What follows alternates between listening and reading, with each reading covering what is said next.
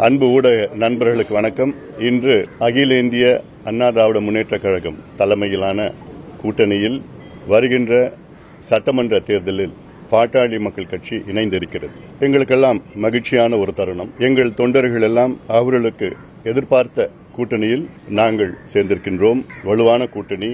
எங்களுடைய நோக்கம் மக்கள் விரோத திமுக ஆட்சி, ஊழல் செய்கின்ற திமுக ஆட்சி, பெண்களுக்கு எதிரான திமுக ஆட்சி, சமூக நீதிக்கு எதிரான திமுக ஆட்சி, அரசு ஊழியர்கள், மீனவர்கள், மாணவர்கள், தொழிலாளர்கள், அத்துணை உழைக்கின்ற வர்க்கத்திற்கு எதிரான ஒரு ஆட்சி, ஊழல் ஆட்சி நடைபெற்றுக் கொண்டிருக்கிறது திமுக ஆட்சி. அதை அகற்ற வேண்டும் என்ற நோக்கத்திலே அதிமுக தலைமையில் ஆன கூட்டணியில் நாங்கள் இணைந்திருக்கின்றோம். மிகப்பெரிய வெற்றியை நாங்கள் பார்க்க இருக்கின்றோம்.